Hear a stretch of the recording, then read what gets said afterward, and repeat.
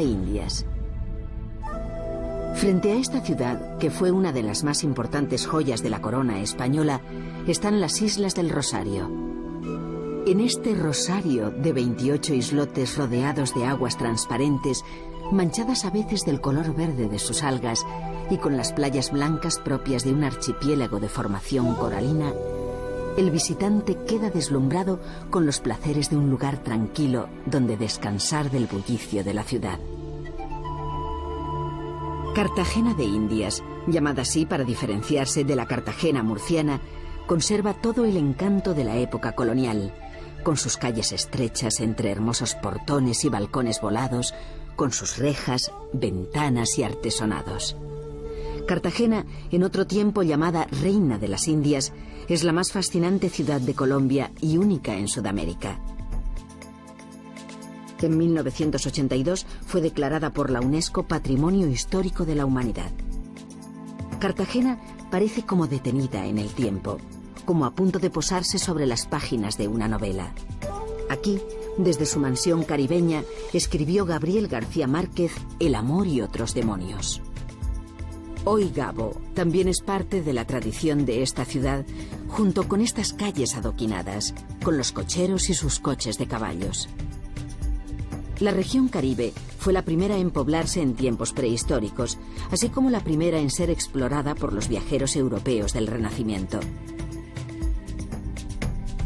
Cartagena de Indias fue fundada el 20 de enero de 1533 sobre las ruinas de la aldea de Calamarí por el madrileño Pedro de Heredia, que más que ir a América había huido de España con los títulos de gobernador y capitán general otorgados por Fernando el Católico, con quien había hecho campañas de guerra. Frente al monumento del fundador está la Puerta del Reloj, antigua entrada principal al recinto amurallado de la ciudad, a la que en el siglo XIX se le añadió el reloj que le da su nombre actual.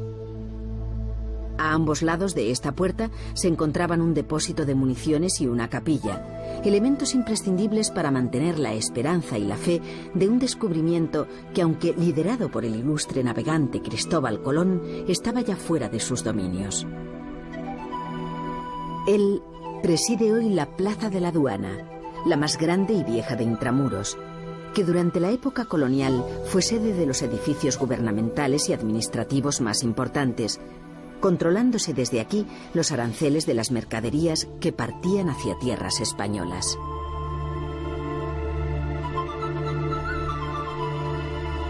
En 1741, el pirata inglés Edward Vernon llega a Cartagena con 186 barcos y 23.000 hombres, pero es derrotado por un hombre tuerto, manco y cojo, el español Blas de Lezo y Olavarrieta.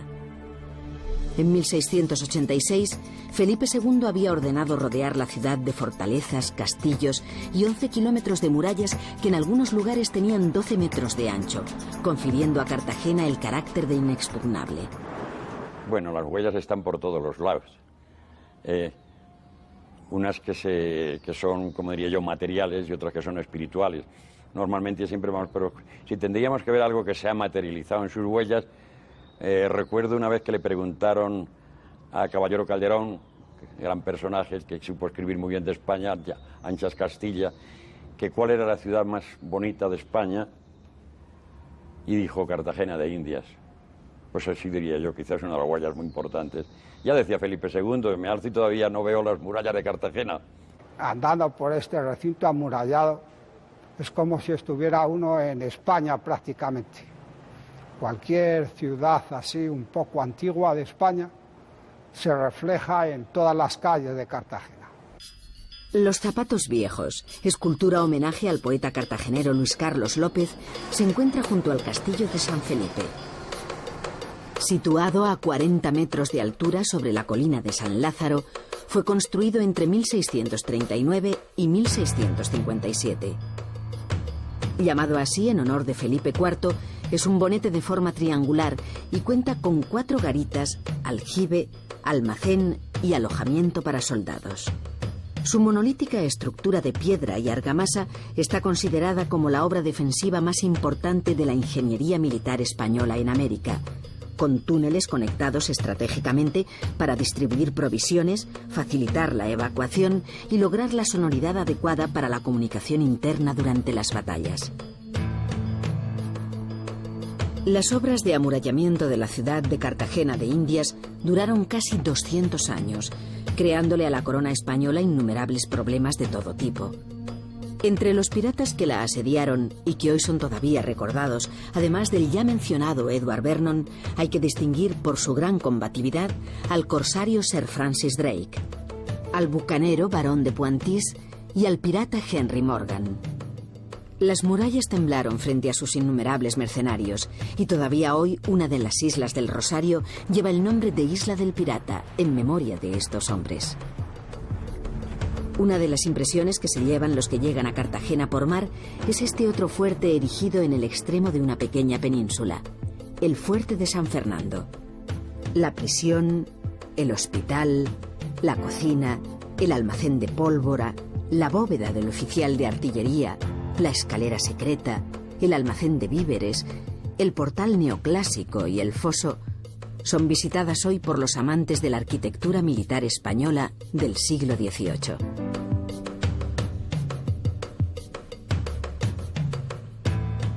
Yo pienso que el legado más importante que nos han dejado los españoles,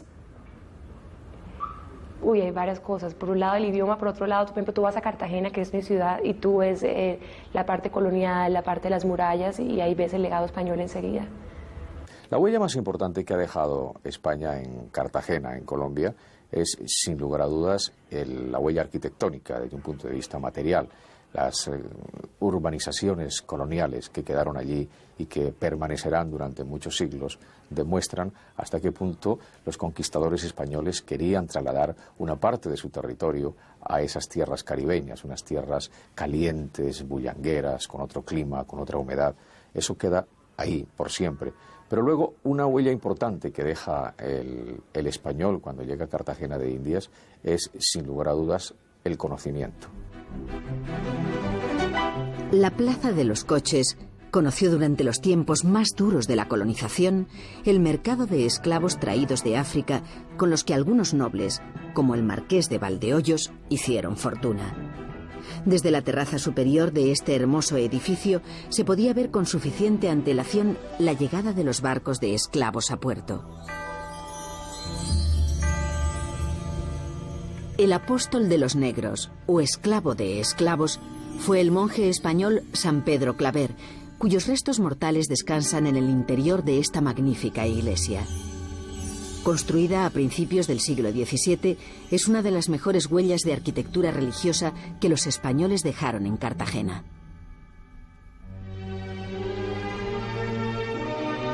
San Pedro Claver fue en 1888 la primera persona canonizada en el Nuevo Mundo por su dedicación y esfuerzo en resolver los problemas de la esclavitud.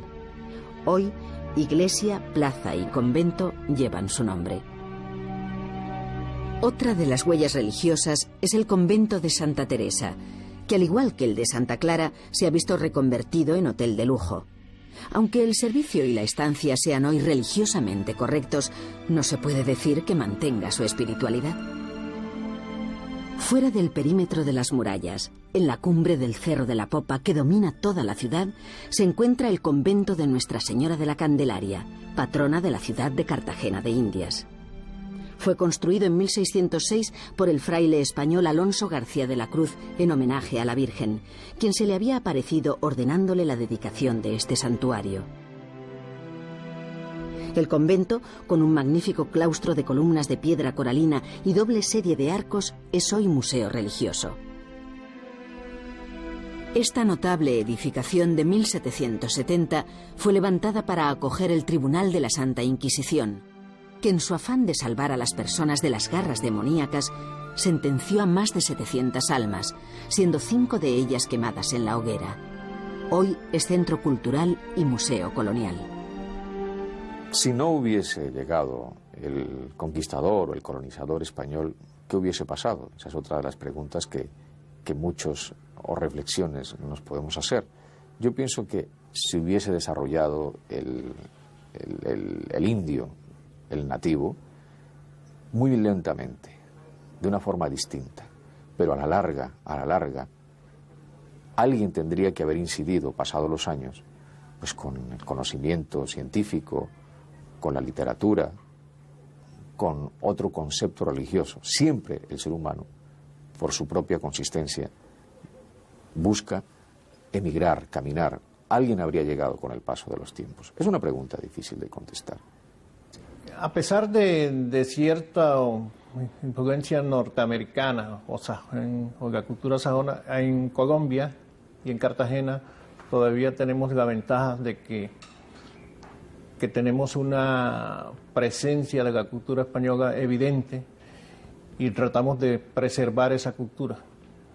Nosotros en Colombia somos cultores de un género que puede decirse basado en el castellano, y eso lo pregonamos y lo tratamos de conservar. La Catedral de Cartagena de Indias, visible desde muchos puntos de la ciudad y sobresaliendo por encima de ella, es visita obligada para los miles de turistas que llegan hasta aquí y todo un símbolo para los cartageneros. Su construcción data de 1575, aunque no fue inaugurada hasta el año 1612.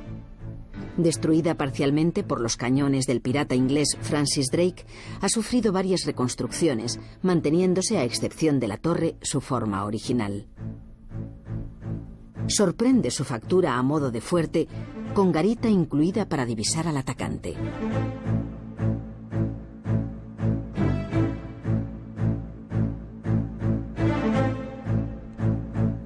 Junto a la catedral se encuentra el Palacio del Gobernador, lugar desde el que se dirigía la colonización. El palacio está situado en la Plaza Bolívar, donde se encuentran además el ayuntamiento de la ciudad y el ya mencionado Museo de la Inquisición. La plaza fue sitio obligado para paseos de damas luciendo sus últimos trajes traídos de Europa, cortejos amorosos, encuentro entre amigos y duelos inevitables. En el centro de esta plaza patrimonial se levanta la estatua del gran libertador, el general venezolano Simón Bolívar. Si Caracas me dio la vida, vosotros me disteis la gloria, reza una placa junto al monumento ecuestre. Tras varios intentos por tomar Cartagena y ayudado por sus incondicionales Antonio Nariño y Francisco de Paula Santander, consiguió la independencia definitiva de la ciudad en 1821. Simón Bolívar fue un personaje muy especial, un hombre que había viajado a España, que se había rodeado de conocimiento en Madrid, que se había además conjugado en su acción de relación social con los nobles de España en ese momento, con la gente que estaba mandando bajo el reinado de Fernando VII. Fue un hombre de muy buena estirpe, pero sobre todo una persona inconforme, un inconforme con causa. Había aprendido en Europa y sabía que en América Latina se necesitaba un cambio. ¿Por qué? No porque fuese contra la corona española. Él no estaba en contra de la corona española al 100%. Él lo que estaba era en contra de las personas que el rey de España en su momento tenía mandando en América Latina. Eran gente que desperdigaba los recursos que se lograban, los impuestos. Era gente que no sabía administrar, en una palabra, una nación como la Gran Colombia o la Nueva Granada en su momento específico. Eso fue lo que le molestó a Bolívar. Bolívar para mí es un conservador, es la persona que dice libertad y orden. De hecho, en el escudo de Colombia así reza esa frase. Cartagena de Indias, con sus 700.000 habitantes, es capital del departamento de Bolívar, gran puerto de mar en el Caribe y un entrañable lugar de divertimento que combina la historia con los tiempos presentes. Esta mansión colonial, el Bodegón de la Candelaria, es ahora restaurante y, como en otros comedores, puede degustarse tanto la cocina caribeña, con sus huevos de iguana, el sancocho o la sopa de indios, como la cocina española tradicional. Cartagena cuenta con una vida cultural importante. Aquí se celebran el Festival de Música del Caribe, el Festival Internacional de Cine y todo tipo de representaciones teatrales clásicas y contemporáneas. El lugar más emblemático en estas ocasiones es el neoclásico Teatro Heredia. Precisamente una de las formas de mantener esa cultura es en razón de que Cartagena es un centro de mucha actividad cultural. Teatro es importante, eventos de oratoria, de poesía, de lectura. Son todos eventos que diariamente, semanalmente se hacen en Cartagena. Cartagena tiene pequeños teatros, además tiene una belleza de teatro que es el Heredia, recientemente restaurado, donde se están llevando actos importantes. Otra de las huellas españolas es la artesanía. Las Bóvedas es el centro más importante del comercio artesanal. Lo que fueron 23 bóvedas para almacenamiento de pólvora y víveres y tras la independencia, prisión de 23 celdas, son hoy las 23 tiendas más típicas para los turistas, rendidos tras sus largas y agotadoras visitas por la calurosa, húmeda e inacabable ciudad de Cartagena de Indias.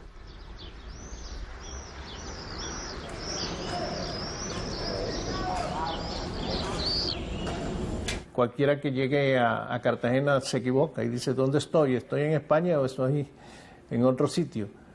La arquitectura, las calles, las callejas de Cartagena son eminentemente españolas. Pero quizá el lugar más español de todos los rincones de la ciudad sea la Casa de España.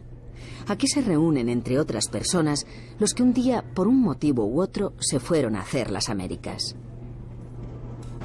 Bueno, yo llegué en un avión de Avianca, que fue el último vuelo que hizo, que llamaban el Colombiano. Era de hélices y tardamos 24 horas de vuelo. Y yo creí que no llegábamos nunca, pero llegamos. Llegamos a Barranquilla en el año 1961, en noviembre. Y desde entonces me residencié primero en Barranquilla 6 meses y después aquí en Cartagena ya definitivamente. Yo vine con toda mi familia, con 2 hijos pequeños. Siempre conlleva, digamos, algunas molestias de adaptación. Realmente el carácter de la gente aquí hace que uno se sienta como en casa, ¿no? Así que yo siempre he dicho que uno se siente aquí en América y por los sitios de América que yo conozco mucho más en casa que a lo mejor en países mucho más cercanos al nuestro, ¿no? Del ámbito europeo, ¿no? Bueno, ahí obviamente la lengua y el carácter ayuda muchísimo, ¿no? Quizás la huella potencial de España en la Colombia de hoy pueda ser su modelo de transición. Aunque no es Cartagena de Indias el lugar que sufre más de cerca los problemas de la guerra latente que acosa a este país, sí está tan interesada como cualquier otra en las ayudas, modelos y mediaciones que la conduzcan a conseguir la paz. Particularmente en Cartagena y en Colombia existe, yo creo, un interés bastante grande por lo que ha sido la experiencia española de los últimos años, ¿no? Un país como España, que pasó de ser un país bastante aislado desde el punto de vista político, económico, hace algunos años, y que ha experimentado un proceso de transición política, económica muy importante, que yo creo que se toma muchas veces como referencia en estos países, ¿no? Y particularmente Colombia, que está adoptando ahora, digamos, está pasando por momentos difíciles y que está tratando de acercarse a través de un proceso negociado hacia la paz. Pienso que la experiencia española es algo que llama mucho la atención, ¿no? Así que te hablaría de eso y te hablaría del interés que hay por las distintas manifestaciones culturales españolas en general, ¿no? Nosotros hemos podido constatar aquí en esta casa cómo cuando proyectamos una película del cine español más moderno, esto se llena, ¿no? Hay muchísimo interés y yo creo que en ese sentido llenamos un espacio que no se llena por los circuitos comerciales, digamos, ¿no? Desde el punto de vista de la cooperación, ¿no? Cartagena es una ciudad turística. Cartagena quiere seguir siendo una ciudad de una estructura cultural importante. Entonces el futuro para ella, basándonos en que el país entre en paz, y eso que en Cartagena tenemos aparentemente una paz estable, es que todo eso se redunde en beneficio de un futuro mejor para la ciudad y para el país. Existe otra ciudad dentro de esta, la del Laguito y Boca Grande, donde se combinan la música disco y el vallenato, donde se mezcla el turismo local con el internacional. Pero esta no es la Cartagena de García Márquez, ni la del lector habitual del Universal. Bueno, en las librerías se consiguen libros de autores españoles, obviamente. Lo que poco llega son los periódicos, pero el Internet suple esa falla fundamental en la llegada de los periódicos. Pero sí tenemos muchas relaciones con periodistas de España, de los grandes periódicos, llegan a seminarios. García Márquez, el premio Nobel, tiene una escuela de periodismo y hace seminarios periódicamente, y unos de los invitados casi siempre son periodistas españoles. García Márquez es muy especial, es un genio. García Márquez desentraña los sentimientos, desentraña los paisajes. Es un hombre que ha comprendido perfectamente lo que es la forma de expresión verbal. La descripción la hace maravillosamente bien, sin lugar a dudas. Cartagena le inspira.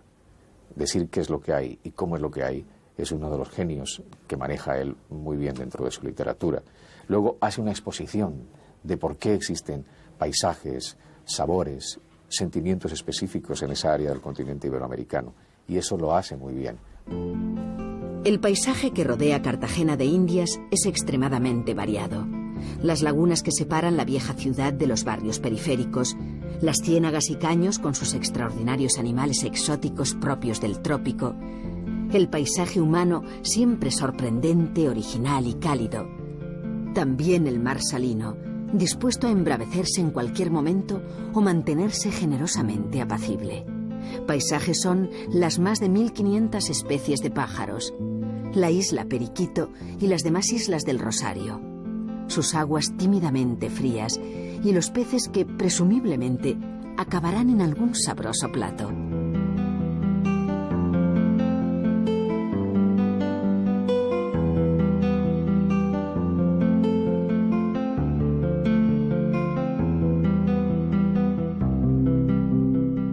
El paisaje económico de Cartagena también se muestra en estas islas privadas, cuyos propietarios encontraron en el turismo el petróleo, el oro, las esmeraldas o cualquier otro producto exportable el dinero suficiente para adquirirlas y disfrutarlas.